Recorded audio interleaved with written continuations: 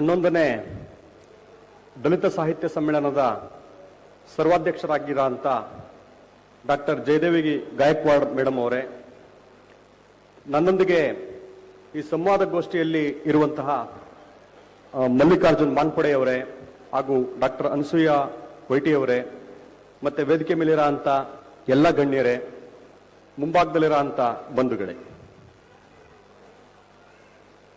ಈ ಸಂವಾದ ವಿಷಯದಲ್ಲಿ ಒಳಗೆ ಮತ್ತೆ ಹೊರಗೆ ಎಂಬುದನ್ನ ಹೇಗೆ ಅರ್ಥೈಸಿ ಚರ್ಚೆಗೆ ಎತ್ಕೊಳ್ಬೇಕೆಂದು ಯೋಚಿಸಿದಾಗ ನನಗೆ ಒಳಗದ್ದು ಏನಂತಂದ್ರೆ, ಈಗಂತೂ ಯಾವಾಗ ಕೇಂದ್ರ ಸರ್ಕಾರ ಅನಾಯಾಸವಾಗಿ ಇಡಬ್ಲ್ಯೂಎಸ್ಗೆ ಶೇಕಡ 10 ಮೀಸಲಾತಿಯನ್ನು ನಿಗದಿಪಡಿಸಿ ಜಾರಿಗೊಳಿಸಿತೋ ಆಗಿನಿಂದ ಮೀಸಲಾತಿಯಿಂದ ಹೊರಗೆ ಎನ್ನುವ ಮಾತೆ ಅಪ್ರಸ್ತುತ ಅಂತ ಅನಿಸ್ತದೆ.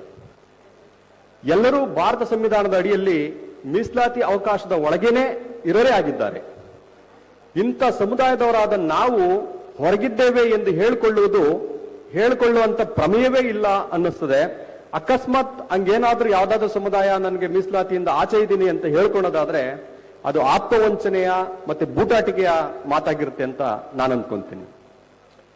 ಹಿಂದೆ ನಾವು ಮತ್ತೆ ನಮ್ಗಿಂತ ಪೂರ್ವದಲ್ಲಿ ಓದುವಾಗ ಒಂದ್ ಮಾತಿತ್ತು, SC ST ಅಂತಂದ್ರೆ ಬಿಡ್ರಪ್ಪ, ನೀವು ಗೌರ್ಮೆಂಟ್ ಮಕ್ಕಳು, ನಿಮ್ಗೆ ಮೀಸಲಾತಿ ಆಶ್ರಯವಿದೆ, ನೀವು ಓದಿದ್ರು ನಡೆಯುತ್ತೆ, ಕಡಿಮೆ ಪರ್ಸೆಂಟೇಜ್ಗೆ ನಿಮ್ ಸೀಟ್ ನಿಂತ್ಕೊಳ್ಳುತ್ತೆ ಎಂಬ ಮಾತುಗಳಿತ್ತು.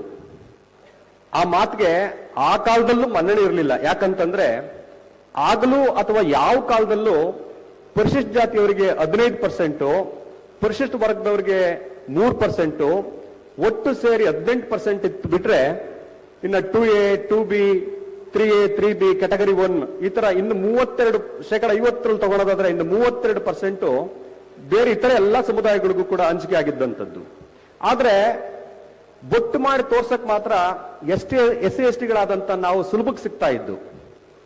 ಅದನ್ನು ಎತ್ತಿ ತೋರಿಸುವ ಈಗೆಲ್ಲ ನೀವು ಕೂಡ ಅದ್ರ ಪಾಲ್ದಾರರು, ಮೀಸಲಾತಿ ಎಲ್ರಿಗೂ ಸಿಕ್ಕಿದೆ ಅಂತ ಹೇಳ್ಬೇಕು ಅಂತ ಅರ್ಥ ಮಾಡಿಸೋ ಅಂತ ಶಕ್ತಿ ನಮ್ಮವರಿಗೆ ಇದ್ದಂತಿರ್ಲಿಲ್ಲ.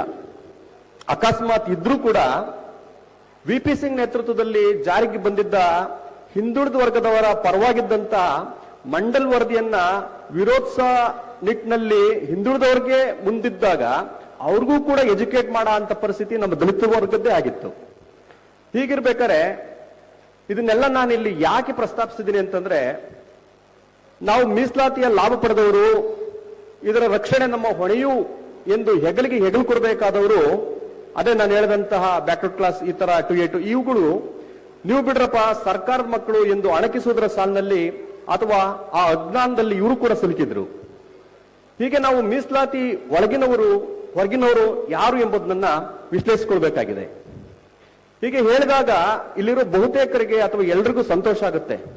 ಯಾಕಂತಂದ್ರೆ ಎಲ್ರೂ ಮೀಸಲಾತಿ ಫಲಾನುಭವಿಗಳು ಎಂದು ಹೇಳುವಾಗ ಅದರ ಸಾರ್ವತ್ರಿಕತೆ ಬಗ್ಗೆ ಮೆಚ್ಚುಗೆ ಇರುತ್ತೆ. ನಾವು ಮಾತ್ರವೇ ಅದರ ಪಾಲ್ದಾರಲ್ಲ ಎಂದಾಗ ಬೇರೆಯವರ ಹತ್ರಲ್ಲೂ ಬೆಟ್ಟು ಮಾಡಿ ತೋರಿಸಲು ನಮಗೆ ಖುಷಿ, ಸಮಾಧಾನ ಎಲ್ಲದೂ ಸಿಗುತ್ತೆ. ಆದ್ರೆ ನಮಗೆ ಮೀಸಲಾತಿಯ ಪಾಲ್ ಸಿಕ್ಕಿಲ್ಲ, ಅನ್ಯಾಯವಾಗಿದೆ, ಯಾವುದೋ 1-2 ಜಾತಿಗಳು ಮಾತ್ರ ಅದರ ಗರಿಷ್ಠ ಪ್ರಮಾಣದ ಬಳಕೆದಾರರಾಗಿದ್ದಾರೆ, ನಮಗೆ ಒಳ ಮೀಸಲಾತಿ ಕೊಡಿ ಎಂದು ಕೇಳಿದಾಗ ನಿಧಾನಕ್ಕೆ ಮೇಲಿನ ಸಂದರ್ಭದಲ್ಲಿದ್ದ ಸಾರ್ಥಕ ಭಾವ ಚೂರೇ ಕರಗದಂತಾಗುತ್ತೆ. ಅಂದ್ರೆ ನಾವಿಲ್ಲಿ ಅರ್ಥ ಮಾಡ್ಕೊಬೇಕಾಗಿರೋದು ಏನಂತಂದ್ರೆ, ದಲಿತೇತರರು ನಾವು ಮೀಸಲಾತಿಯಿಂದ ಹೊರಗಿದ್ದೇವೆ ಎನ್ನುವುದಕ್ಕೂ ದಲಿತರಲ್ಲೇ ಒಂದು ಬಹುದೊಡ್ಡ ಸಮುದಾಯ ಒಂದು ನಮಗೆ ಮೀಸಲು ಪಾಲು ಸಿಕ್ಕಿಲ್ಲ, ನಾವು ಹೊರಗಿದ್ದೇವೆ ಎಂಬುದಕ್ಕೂ ವ್ಯತ್ಯಾಸವಿದೆ. ಈ ಎರಡೂ ವಿದ್ಯಮಾನಗಳನ್ನ ಒಂದೇ ಆಗಿ ನೋಡದೆ ಒಳಗಣ್ಣಿನಿಂದ, ಅಂತಃಕರಣದ ಕಣ್ಣಿನಿಂದ, ಸಹಾನುಭೂತಿಯಿಂದ ನೋಡಬೇಕಾಗಿದೆ. ಆದ್ರೆ ದಶಕಗಳ ಕಾಲ ಹೀಗೆ ಒಳ ಮೀಸಲಾತಿ ಕೇಳುವವರನ್ನ ಒಂದು ಮಾತು ತುಂಬಾ ದಶಕಗಳ ಕಾಲ ಇತ್ತು, ಇವರು ಮನೆಮುರುಕರು, ಜಾತಿವಾದಿಗಳು, ಇದು ದಲಿತರ ಐಕ್ಯತೆಗೆ ಧಕ್ಕೆ ತರುತ್ತೆ, ದಲಿತರೆಲ್ಲ ನಾವೆಲ್ಲ ಒಂದೇ, ಒಟ್ಟಾರೆ ಮೀಸಲಾತಿ ಬುಡಕ್ಕೆ ಕೊಳ್ಳಿಪೆಟ್ಟು ಬಿದ್ದಿರುವಾಗ ಇವರು ಒಳ ಮೀಸಲಾತಿ ಕೇಳ್ತಿದ್ದಾರೆ ಎಂಬ ಬೇರೆಯದೇ ಆದ ವರ್ಷೆ ಮನ್ಮೊನ್ನೆಯವರೆಗೂ ಇತ್ತು. ಯಾರು ಅಳಲನ್ನ ಸಹಾನುಭೂತಿಯಿಂದ, ಮಾತೃ ಪ್ರೇಮದಿಂದ ಕೇಳಬೇಕಾಗಿತ್ತೋ, ಅವರ ದನಿಗೆ ಕಿವಿಯಾಗಬೇಕಾಗಿತ್ತೋ, ಅವರ ನೋವಿಗೆ, ಅವರ ರೋದನಕ್ಕೆ ಕುರುಡು ಕಿವುಡಾಗಿದ್ದೇ ಹೆಚ್ಚು. ಅಲ್ಲಿ ಸ್ವಾರ್ಥಪರತೆ ಕೆಲಸ ಮಾಡಿದ್ದೇ ಹೆಚ್ಚು. ಇದನ್ನು ಎಲ್ರಿಗೂ ಸಾರ್ವತ್ರಿಕವಾಗಿ ಹೇಳಕ್ಕಾಗಲ್ಲ. ಬಹುತೇಕರ ಮನಸ್ಥಿತಿ ಹಿಂಗೆ ಇತ್ತು. ಎಲ್ಲಿವರೆಗೆ ಅಂತಂದ್ರೆ 2024 ಅಕ್ಟೋಬರ್ 1ನೇ ತಾರೀಕು ಸುಪ್ರೀಂ ಕೋರ್ಟ್ನ 7 ನ್ಯಾಯಮೂರ್ತಿಗಳ ಪೈಕಿ 6 ನ್ಯಾಯಮೂರ್ತಿಗಳು ಸರ್ವಾನುಮತದಿಂದ ಒಳ ಮೀಸಲಾತಿ ಅಗತ್ಯವನ್ನು ಎತ್ತಿ ಹಿಡಿದು ಆಯಾ ರಾಜ್ಯಗಳಿಗೆ ಒಳ ಮೀಸಲಾತಿಯನ್ನು ಹಂಚುವ ಮಹತ್ವದ ತೀರ್ಪು ಬಂತೋ ಅಲ್ಲಿವರೆಗೂ ಬಹುತೇಕ ಒಳ ಮೀಸಲಾತಿ ವಿರೋಧಿಗಳ ಅಭಿಪ್ರಾಯ ಹಿಂಗೆ ಇತ್ತು. ವಿಶೇಷವೆಂದ್ರೆ ಒಳ ಮೀಸಲಾತಿ ವಿರೋಧಿಸಿದ್ದವರೆಲ್ಲ ಮೀಸಲಾತಿ ಪರವಾಗಿದ್ದವರೇ ಆಗಿದ್ರು. ಯಾವಾಗ ಸುಪ್ರೀಂ ಕೋರ್ಟ್ ತನ್ನ ಮಹತ್ವದ ತೀರ್ಪನ್ನು ಪ್ರಕಟಿಸಿತೋ ಆಗ ಅನಿವಾರ್ಯವಾಗಿ ಬಿದ್ದ ಸೋದರ ಸಮುದಾಯದವರು ಮತ್ತೆ ಎಲ್ಲ ಇವುಗಳು ಕೂಡ ಅಷ್ಟೇ ಯಾಕೆ ಆಡಳಿತಾರೂಢ ಸರ್ಕಾರಗಳು ಸಹ ತಮ್ಮ ನಿಲುವನ್ನ ಸಡಿಲಿಸ್ಕೊಂತ ಬಂದು ಈ ಸತ್ಯವನ್ನ ಒಪ್ಕೊಳ್ಳೋದು ಕಷ್ಟ ಆದ್ರೂ ಕೂಡ ನಾವು ಒಪ್ಕೊಳ್ಳೇಬೇಕು. ಇವತ್ತಿಗೂ ನನಗೆ ಅನ್ಸೋದೇನಪ್ಪಾ ಅಂತಂದ್ರೆ ಅಕಸ್ಮಾತ್ ಸುಪ್ರೀಂ ಕೋರ್ಟ್ ತೀರ್ಪು ಏನಾದ್ರೂ ಬರದೇ ಇದ್ದಿದ್ರೆ ಇಲ್ಲಿ ಇದೇ ಜಿಲ್ಲೆಯ ಅಂಬಣ್ಣ ಆರೋಣಿಕರ್ ಆಗಿರ್ಲಿ, ದಾನಪ್ಪಣ್ಣನಾಗಿರ್ಲಿ, ರಕ್ತಮುನಿಯವರಾಗಿರ್ಲಿ, ನರಸಪ್ಪನವರಾಗ್ಲಿ, ಮಾರಪ್ಪನವರಾಗ್ಲಿ ಬರಿಗಾಲಲ್ಲಿ ನಡೀತಾ ಇದ್ರು, ಇಲ್ಲ ಅರಬತ್ಲೆ ಮೆರವಣಿಗೆ ಮಾಡ್ತಾ ಇದ್ರು, ಅಥವಾ ಉಪವಾಸ ಕೂತೇ ಇರ್ತಿದ್ರು, ಇಲ್ಲದೆ ಬೆಳಗಾಂ ಅಧಿವೇಶನದಲ್ಲಿ ಅಷ್ಟೇ ಯಾಕೆ ಇದೇ ದಲಿತ ಸಾಹಿತ್ಯ ಸಮ್ಮೇಳನದ ಯಾವುದೋ ಮೂಲೆಯಲ್ಲಿ ಕಪ್ಪು ಬಾವುಟ ಹಾರಿಸಿ ಬಂಧನಕ್ಕೂ ಧಿಕ್ಕಾರಕ್ಕೂ ಒಳಗಾಗ್ತಾ ಇದ್ರು. ಪ್ರಾಜ್ಞರಾಗಿರೋ ಅಂತ ನಾವೆಲ್ಲ ಮೀಸಲಾತಿ ಒಳಗೆ ಮತ್ತೆ ಹೊರಗೆ ಎಂಬುದನ್ನ ಹೀಗೆ ಅರ್ಥ ಮಾಡ್ಕೊಬೇಕಾಗಿದೆ ಅಂತ.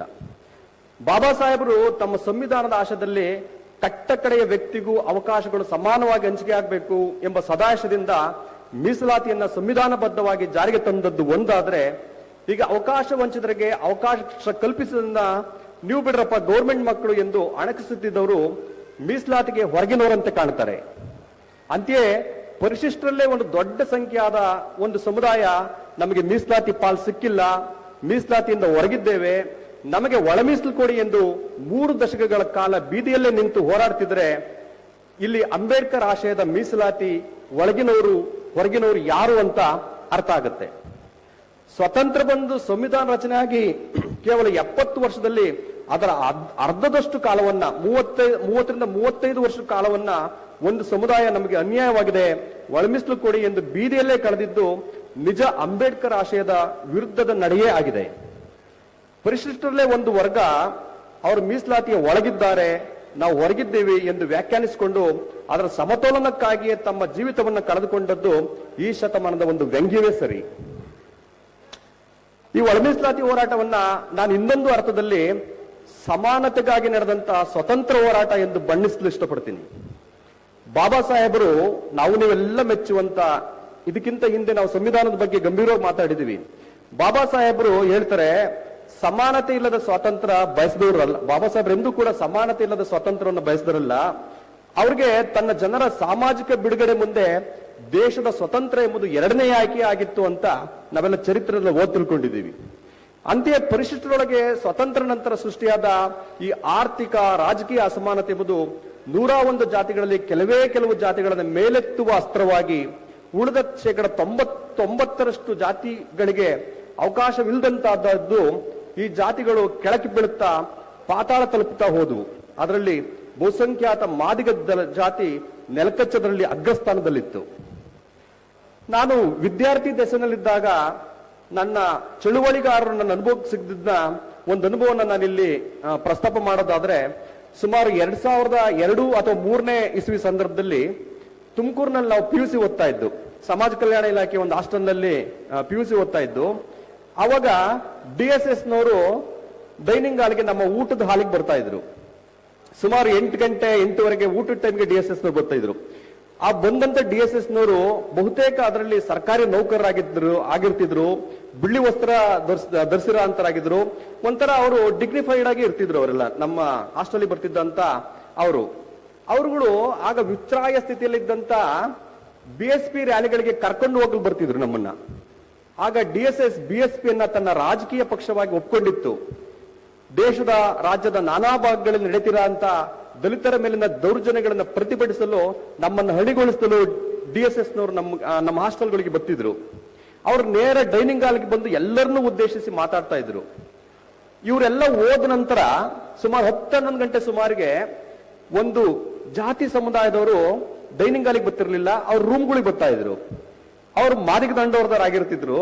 ಇವರು ಸಾಮೂಹಿಕವಾಗಿ ಎಲ್ಲರೂ ಇರುತ್ತಿದ್ದ ಡೈನಿಂಗ್ ಹಾಲಿಗೆ ಬರ್ತಿರ್ಲಿಲ್ಲ, ಪ್ರತ್ಯೇಕವಾದ ರೂಮ್ಗಳಿಗೆ ಬಂದು ಇವ್ರ ಭಾಷಣಗಳು ಹೆಂಗಿದ್ದಪ್ಪ ಅಂದ್ರೆ, ಮಾದಿಗರಾದ ನಮ್ಗೆ ಅನ್ಯಾಯ ಆಗಿದೆ, ನಮ್ಮ ಪಾಲ್ನ ಅನ್ನವನ್ನ ಅಣ್ತಂದಿರು ಕಿತ್ತು ತಿಂತಾ ಇದ್ದಾರೆ, ನಮ್ಗಿಲ್ಲದಂತಾಗಿದೆ, ಒಬ್ಬರೇ ತಿಂತಿದ್ದಾರೆ, ಹಣ್ಣು ತಿಂದು ನಮ್ಮ ತುಟಿಗೆ ಸಿಪ್ಪೆ ಸವರಲಾಗ್ತಿದೆ, ಅಷ್ಟೇ ಎಚ್ಚರಾಗಿ ಒಳ ಮೀಸಲಾತಿಗೆ ಹೋರಾಡೋಣ ಬಂದಿ ಎಂದು ಕರೆ ಕೊಡ್ತಾ ಇದ್ರು. DSS ನಲ್ಲಿ ಬರ್ತಿದ್ದರು, ಬಿಳಿ ಅಂಗಿ ಇಟ್ಕೊಂಡು ಸರ್ಕಾರಿ ನೌಕರರು ಮುತ್ಸದ್ದಿಗಳಂತೆ ಕಾಣ್ತಿದ್ರೆ, ಒಳ ಮೀಸಲಾತಿ ಹೋರಾಟಗಾರರಲ್ಲಿ ಪಡ್ಡೆ ಹುಡುಗರು, ಗಡ್ಡದಾರಿಗಳು, ಹಸ್ದರಂತೆ, ಬೆವತರಂತೆ ಕಾಣ್ತಾ ಇದ್ರು. ಸ್ವತಂತ್ರ ಹೋರಾಟದಲ್ಲಿ ಮಂದಗಾಮಿಗಳು, ತೀವ್ರಗಾಮಿಗಳು ಇದ್ದಂತೆ ಅದೇ DSS ನವರು ಅದೇ ಮಂದಗಾಮಿಗಳಂತೆ ಕಂಡ್ರೆ, ಯಾಕಂಗಂತ ಹೇಳ್ತೀನಿ ಅಂತಂದ್ರೆ, ಅವರು ದಲಿತ ಎಂಬ ಸಮಷ್ಟಿ ಪ್ರಜ್ಞೆಯಲ್ಲಿ ಇರ್ತಾ ಇದ್ರು DSS ನವರು. ತಮ್ಮದೇ ಜಾತಿಯ ಮಾದಿಗ ದಂಡೋರದವ್ರನ್ನ ಅದೇ DSS ನವರು ಇವ್ರು ಮನೆ ಮುರುಕರು, ಜಾತಿವಾದಿಗಳು, ಅವ್ರನ್ನ ಸೇರಿಸಬೇಡಿ ಎಂದು ಮೊದಲು ಹೇಳ್ತಿದ್ರು. ನಂತರ 90ರ ದಶಕದಲ್ಲಿ ಸುಮಾರಿಗೆ ತಾವೂ ಸಹ ಮಾದಿಗರು ಅನ್ಯಾಯವಾಗಿದೆ ಎಂಬುದನ್ನ ನಿಧಾನವಾಗಿ ಮನಗಾಣಿಕೊಂಡು, ಆದ್ರೆ ಬಹಿರಂಗವಾಗಿ ಮಾದಿಗ ದಂಡೋರದವ್ರನ್ನ ಬೆಂಬಲಿಸ್ತಿರ್ಲಿಲ್ಲ. ನನಗಿದೊಂಥರ ಬಾಬಾ ಸಾಹೇಬರು ದಲಿತರ ಪ್ರತ್ಯೇಕ ಕ್ಷೇತ್ರಕ್ಕೆ ಬೇಡಿಕೆ ಇಟ್ಟಿದ್ದ 1932ರ ಪೂನಾ ಒಪ್ಪಂದವನ್ನು ಜ್ಞಾಪಿಸ್ತದೆ. ದಲಿತರ ಹಕ್ಕಿನ ಬೇಡಿಕೆಯನ್ನ ಗಾಂಧಿ ಅನುಯಾಯಿಗಳು ಇದ್ದ ಕಮ್ಯುನಲ್ ಅವಾರ್ಡ್ ಅಂತ ಕರೆದ್ರಲ್ಲ, ಅಷ್ಟೇ ಅಪಾಯಕಾರಿಯಾಗಿತ್ತೇನೋ ಅಂತ ನನಗನ್ನಿಸ್ತದೆ. ಇದು ಇವರು ಮಂದಗಾಮಿಗಳಂತ ಕಂಡ್ರೆ, ಜಗದ ಮುಂಚಿಗ ಮಹಾದಿಗ ನಾವು ಮಾದಿಗ ನಾಮದ ಅಂತ ಹಾಡು ಬರ್ಕೊಂಡು, ಇದು ಜಾತಿ ಕೇಂದ್ರಿತ ಒಳ ಮೀಸಲಾತಿ ಹಾಡುಗಳನ್ನ ಕಟ್ಟಿ ಹಾಡುತ್ತಿದ್ದ, ಸೈಕಲ್ ಜಾತ, ಅರೆಗತ್ಲೆ ಮೆರವಣಿಗೆ, ರಾಜಕಾರಣಿಗಳಿಗೆ ಗೆರವಾಗ್ತಿದ್ದವರು ಇವರು ತೀವ್ರಗಾಮಿಗಳಂತೆ ಕಾಣ್ತಾ ಇದ್ರು. ಈ ರಾಯಚೂರಿನೆಲ್ಲ ದಲಿತ ಸಂಘರ್ಷ ಸಮಿತಿಯನ್ನ ಅತ್ತ ಒಳ ಮೀಸಲಾತಿ ಹೋರಾಟ ಎರಡನ್ನೂ ಅದೆಷ್ಟು ಉತ್ಕಟವಾಗಿ ಜೀವಿಸಿತ್ತು ಅಂತಂದ್ರೆ, ಈ ಎರಡೂ ಮಾದರಿಗಳನ್ನ ನನ್ನ ಕಣ್ಮುಂದೆ ಹಿಂಗೆ ಸುಳಿದೋಗುತ್ತೆ. ಒಂದೇ ವೇದಿಕೆಯಲ್ಲಿ ಅಣ್ಣ ದಾನಪ್ಪಣ್ಣ ಬರೆದಂತ ಅಂಬೇಡ್ಕರ ಹೇಳಿದ ಮಾತ ಮರೆಯಬೇಡಿ, ಮರೆತು ಮಲಗಬೇಡಿ ಅಂತ ಇದು DSS ನ ರಾಷ್ಟ್ರಗೀತೆಯೇ ಆಗಿದ್ರೆ, ಇದೇ ನೆಲದಿಂದ ಬಂದ ಮಾದಿಗಳನ್ನ ಏನು ಮಾತನಾಡದೆ ಮೌನವ ಆದೆಯೋ ಎದ್ದೇಳೋ ಮಾದಿಗಣ್ಣ ಅಂತ ಈ ಎರಡೂ ಹೋರಾಟ ಗೀತೆಗಳು ಅಂಬಣ್ಣನವರ ಒಂದೇ ಕೊರಳ ದನಿಯಿಂದ ಒಡಮೂಡ್ತಿದ್ದವು. ಈಗ ಒಳ ಮೀಸಲಾತಿ ಜಾರಿಯಾಗುತ್ತಿರ ಆಸುಪಾಸಿನ ಈ ವರ್ಷಗಳಲ್ಲಿ ನಮ್ಮ ಯುವಕವಿ ದಾನಪ್ಪ ಪ್ರಶಾಂತ್ ಬರೆದಿರ ಅಂಬೇಡ್ಕರ ಯಾರು ಅಂಬೇಡ್ಕರ, 10 ತಲೆಯ ಜ್ಞಾನ ಹೊತ್ತ ರಾವಣಾಸುರ, ಭಾರತಾಂಬೆಗೆ ಹೊಸ ಬಟ್ಟೆ ಹೊಲದ ಟೈಲರ ಎಂಬ ಹೊಸ ಬಗೆಯ ನುಡಿಗಟ್ಟುಗಳಿಂದ ಬಂದಿರ ಅಂತ ಈ ಕವಿತೆ ಇದೆಯಲ್ಲ, ಇದು ಉತ್ತರ, ದಕ್ಷಿಣ, ಪೂರ್ವ, ಪಶ್ಚಿಮ ಎಲ್ಲ ಕಡೆ ಕೇಳ್ಬರ್ತಾ ಇದೆ. ಇದು ಮತ್ತೆ ನವಯುಗದಲ್ಲಿ ಈಗೆಲ್ಲ ನಾವೇನು ಒಂದು ಆಶಾವಾದ ಇಟ್ಕೊಂಡಿದೀವಿ ಒಳ ಮೀಸಲಾತಿ ನಾಗಮೋಹನ್ ವರದಿ ಅಂತ, ಈ ಯುಗದಲ್ಲಿ ಇಂದಿನ ನಮ್ಮ ಅನುಮಾನ ಅಪನಂಬಿಕೆಗಳನ್ನೆಲ್ಲ ಕಳೆದುಕೊಂಡು ಹೊಸ ಕ್ರಾಂತಿಯ ಭರವಸೆಯಂತೆ ಕಾಣ್ತಾ ಇದೆ. ಈ ಒಳ ಮೀಸಲಾತಿ ಹೋರಾಟದಲ್ಲಿ ಮಂದಗಾಮಿಗಳು, ತೀವ್ರಗಾಮಿಗಳು ಮಾತ್ರವೇ ಇರದೆ ಕೊನೆಗೆ ಕ್ರಾಂತಿಕಾರಿಗಳ ಒಗ್ಗಮೂ ಆಗಿದೆ. 30 ವರ್ಷಗಳ ಕಾಲ ಅಹಿಂಸಾತ್ಮಕವಾಗಿ ಇದ್ದ ಈ ಚಳವಳಿ ಸುಪ್ರೀಂ ಕೋರ್ಟ್ನ ತೀರ್ಪಿನ ನಂತರ, ನಾಗಮೋಹನ್ ದಾಸರವರ ವರದಿಯ ನಂತರ ಸರ್ಕಾರ ಹಿಂಬಾಗಿಲಿಂದ ಬ್ಯಾಕ್ಲಾಗ್ ಹುದ್ದೆಗಳನ್ನು ತುಂಬಿಕೊಳ್ತಾ ಇದೆ. ತರಾತುರಿಯಲ್ಲಿ ಅಧಿಸೂಚನೆ ಹೊರಡಿಸಿ ರಂಗೋಲಿ ಕೆಳಗೆ ನುಸುಳಿ ನೇಮಕಾತಿ ಮಾಡಿಕೊಳ್ತಾ ಇದೆ. ಇತ್ಯಾದಿ ಅನುಮಾನಗಳಿಗೆ ತೀವ್ರವಾಗಿ ಸ್ಪಂದಿಸಿದ ಒಂದು ಗುಂಪು ತನ್ನ ಕಾರ್ಯಾಚರಣೆಯನ್ನ ಕ್ರಾಂತಿಕಾರಿ ಸಮಾವೇಶ ಎಂದೇ ಕರೆದುಕೊಂಡು, ಈ ಗುಂಪು ಮೈ ಮೇಲೆ ಚಾಟಿ ಬೀಳಿಸ್ಕೊಳ್ಳೋದು, ಮಂತ್ರಿ ಮನೆಗೆ ಮುತ್ತಿಗೆ ಹಾಕೋದು, ಆಡಳಿತಾರೂಢ ಸರ್ಕಾರವನ್ನ ಪ್ರಚೋದಿಸಿ ಮಾತಾಡೋದು ಇತ್ಯಾದಿ ಮೊನಚು ಮಾಡಿಕೊಂಡು ಕಾರ್ಯಗತಕ್ಕಿಳಿದಿತ್ತು. ಇದರಲ್ಲಿ ಯಾರು ಸಫಲ ಆದ್ರು, ಯಾರು ವಿಫಲ ಆದ್ರು ಅನ್ನೋ ಚರ್ಚೆ ಕೈ ಹಾಕದೆ ತನ್ನ ಸಮುದಾಯಕ್ಕಾಗಿರ ಅಂತ ಅನ್ಯಾಯವನ್ನ, ವಂಚನೆಯನ್ನ, ಸಿಗಬೇಕಾದ ಪಾಲು ಪಡೆಯಲೇಬೇಕು ಅಂತ ಕಾಲಕ್ಕೆ ಸ್ಪಂದಿಸಿದ ಬಗೆ ಇದು ಅಂತ ನಾನು ಅಂದ್ಕೊಂತೀನಿ. ಈ ಮಧ್ಯೆ ಮಾದಿಗರ ಈ ಹಸಿವಿನ ಅನ್ಯಾಯದ ಹೋರಾಟವನ್ನ ಇದು ರಾಜಕೀಯ ಪ್ರೇರಿತವಾದ್ದು, ಆ ಪಕ್ಷ ಕೇಂದ್ರಿತ, ಈ ಬಲಪಂಥೀಯ ಕೇಂದ್ರಿತವಾಗಿದೆ, RSS ನ ಪಿತೂರಿದೆ ಎಂದು ಕರೆದು ಹಸಿದವರ ಅನ್ನದ ಪ್ರಶ್ನೆಯನ್ನ ಅಣಕಿಸಿ ಅಪ್ರಸ್ತುತಗೊಳಿಸುವ, ದಿಕ್ಕು ತಪ್ಪಿಸುವ ಕ್ರಿಯೆಗಳು ಅವ್ಯಾಹತವಾಗಿ ಹೊರಗಿನಿಂದ ನಡೆಯುತ್ತಲೇ ಇದ್ವು. ಇದೆಲ್ಲವನ್ನು ಭೇದಿಸಿಕೊಂಡು ಮಾದಿಗರ ಒಳ ಮೀಸಲಾತಿ ಹೋರಾಟ ತನ್ನ ದಾರಿಯನ್ನು ಇನ್ನಷ್ಟು ಮನಚು ಮಾಡಿಕೊಂಡು ಸೂಕ್ಷ್ಮವಾಗಿಸಿಕೊಂಡು ಮುನ್ನಡೆದದ್ದು ಆಶ್ಚರ್ಯಕರ ಸಂಗತಿಯೇ ಸರಿ. ಚಳವಳಿ ತನ್ನ ಪ್ರಬುದ್ಧವಾದಂತೆಲ್ಲ ಮೊದಲು ಮಾದಿಗ ದಂಡೋರವೆಂದು ಶುರುವಾದ ಸಂಘಟನೆ ಮಾದಿಗ ಮೀಸಲಾತಿ ಹೋರಾಟ ಸಮಿತಿಯಾಗಿ, ನಂತರ ಒಳ ಮೀಸಲಾತಿಗಾಗಿ ಪರಿಶಿಷ್ಟ ಜಾತಿಗಳ ಐಕ್ಯತಾ ಒಕ್ಕೂಟ ಅಂತ ಹೇಳಿ ಹೀಗೆ ವಿಸ್ತರಿಸ್ಕೊಳ್ತಾ ಹೋಯಿತು. ಮೊದಲು ಮಾದಿಗರು ತಮ್ಗೆ ಅನ್ಯಾಯವಾಗಿದೆ ಎಂದು ತಾಲೂಕ್ ಕಚೇರಿ ಮುಂದೆ, ಜಿಲ್ಲಾಧಿಕಾರಿಗಳ ಕಚೇರಿ ಮುಂದೆ ಪ್ರತಿಭಟಿಸುತ್ತಿದ್ದರೆ, ದಲಿತೇತರ ಯಾರಿಗೂ ಕೂಡ ಇದು ಅರ್ಥವೇ ಆಗ್ತಿರ್ಲಿಲ್ಲ. 30 ವರ್ಷದ ಈ ಸುದೀರ್ಘ ಹೋರಾಟದಲ್ಲಿ ಮಾದಿಗರು ತನ್ನದೇ ಜಾತಿಯ DSSನವರ ಕಣ್ತರಿಸಿದ್ದು ಅಲ್ಲದೆ ದಲಿತೇತರ ಇತರ ಪ್ರಗತಿಪರರನ್ನು ಈ ನಿಟ್ಟಿನಲ್ಲಿ ಎಜುಕೇಟ್ ಮಾಡಿ ಕೊನೆಗೆ ಹೌದು ಮಾದಿಗರು ಅನ್ಯಾಯವಾಗಿದೆ, ಒಳಮೀಸಲಾತಿ ಜಾರಿಯಾಗದೆ ದಲಿತರ ಐಕ್ಯತೆ ಸಾಧ್ಯವಿಲ್ಲ ಎಂಬ ನಿಲುವಿಗೆ ಬರುವಷ್ಟು ದಲಿತೇತರನ್ನು ಕಣ್ತರಿಸಿತು. ಮಾದಿಗರ ಹೋರಾಟ ವೇದಿಕೆಗಳಲ್ಲಿ ದಲಿತೇತರ ಸಾಹಿತಿ ಪ್ರಗತಿಪರರು, ಇವರ ವೇದಿಕೆಗಳಲ್ಲಿ ಕಲಾವಿದರು ನಿಂತು ಮಾತಾಡುವಂತಾಯಿತು. ಎಲ್ಲ ಪಕ್ಷಗಳು ಒಳ ಮೀಸಲಾತಿಯನ್ನ ತಮ್ಮ ಪಕ್ಷದ ಪ್ರಣಾಳಿಕೆಗಳಲ್ಲಿ ಅಳವಡಿಸಿಕೊಳ್ಳುವಷ್ಟು ಅನಿವಾರ್ಯತೆಯನ್ನ ಈ ಹೋರಾಟ ಸೃಷ್ಟಿ ಮಾಡಿತು. ಹೆಸರಿಲ್ಲದ, ವಯಸ್ಸಿಲ್ಲದ, ಮುಖಮೂತಿ ಇಲ್ಲದ ಕೆಲವೇ ಹೋರಾಟಗಾರರಿಂದ ಶುರುವಾದಂತ ಈ ಒಳ ಮೀಸಲಾತಿ ಹೋರಾಟ ಕೊನೆಗೆ ಸುಪ್ರೀಂ ಕೋರ್ಟ್ನ ಕಣ್ತರಿಸಿದ್ದಷ್ಟು ಪ್ರಬುದ್ಧವಾಗಿ ಬೆಳೆದದ್ದು ಅತ್ಯಂತ ಮಹತ್ವದ ಹೆಜ್ಜೆ ಗುರುತಾಗಿದೆ. ಈ ಮಾದಿಗರ ಒಳ ಮೀಸಲಾತಿ ಹೋರಾಟ ಕೇವಲ ತನ್ನ ಸಮುದಾಯದ ಬಿಡುಗಡೆಗೆ ಅಷ್ಟೇ ಹೋರಾಡದೆ ಇನ್ನಿತರ 101 ಜಾತಿಗಳಿಗೂ ಬಿಡುಗಡೆಗೆ ಒದಗಿಸಿದೆ. ಪ್ರಾತಿನಿಧ್ಯವೇ ಇಲ್ಲದಂತ ಅಲೆಮಾರಿ ಸಮುದಾಯಗಳಿಗೆ 1% ಮೀಸಲಾತಿ ಪಡೆಯುವಂತ ಕನಸು ಕಾಣುವಂತ ಅವಕಾಶವನ್ನ ಈ ಹೋರಾಟ ಕಲ್ಪಿಸಿಕೊಟ್ಟಿದೆ. ಅಂತೆಯೇ ನಮ್ಮ ಪಾಲನ್ನ ಹೆಚ್ಚಾಗಿ ಪಡೆದಿದ್ದಾರೆ ಎಂಬ ಅಪನಂಬಿಕೆ ಹೊತ್ತಿದ್ದ ಸೋದರ ಸಮುದಾಯವನ್ನ ಆರೋಪದಿಂದ ಮುಕ್ತವಾಗಿಸಿದೆ. ಒಳ ಮೀಸಲಾತಿ ನಂತರ ದಲಿತರ ಐಕ್ಯತೆ ಇನ್ನಷ್ಟು ಗಟ್ಟಿಯಾಗುತ್ತಿದೆ. ಯಾಕೆಂದ್ರೆ ಈಗ ಯಾರ ತಟ್ಟೆಗೂ ಬೇರೆ ಯಾರೂ ಕೈ ಹಾಕ್ತಾ ಇಲ್ಲ, ಅವರವರ ತಟ್ಟೆಗೆ ಅವರವರ ಕೈಯೇ ಬಿದ್ದಿದೆ.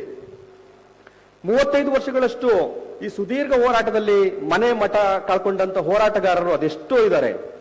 ಶಿಕ್ಷಣ, ಉದ್ಯೋಗವಿಲ್ಲದೆ ಈ ಅನ್ಯಾಯದ ವಿರುದ್ಧ ಬೀದಿಯಲ್ಲೇ ಇದ್ದು ವಯಸ್ಸು, ಆಯಸ್ಸು ಎಲ್ಲ ಕಳ್ಕೊಂಡ ಲಕ್ಷಾಂತರ ನಿರುದ್ಯೋಗಿಗಳಿದ್ದಾರೆ. ಹುಬ್ಬಳ್ಳಿ ಸಮಾವೇಶದಲ್ಲಿ ವಾಪಸ್ ಬರುವಾಗ ಪ್ರಾಣ ತೆತ್ತ 11 ಜನಗಳ ಜೀವಗಳ ಉಸಿರು ಈ ಹೋರಾಟದ ಹೆಸರಿನಲ್ಲಿದೆ. ರಾಯಚೂರಿನಿಂದ, ಬೀದರ್ನಿಂದ ಬರಿಗಾಲ್ನಲ್ಲಿ ನಡೆದು ರಾಜಧಾನಿ ತಲುಪಿದ ಹಸಿದವರ ಪಾದದ ನೆತ್ತರು ಕಲೆ ಈ ಹೋರಾಟದ ಬೆನ್ನಿಗಿದೆ. ಈ ಇಡೀ 30 ವರ್ಷದಲ್ಲಿ ಮಾದಿಗರ ಕೊರಳು ಕೂಗು ಇಲ್ಲದೆ ಯಾವ ದಿನವೂ ಮುಕ್ತಾಯಗೊಂಡಿಲ್ಲ.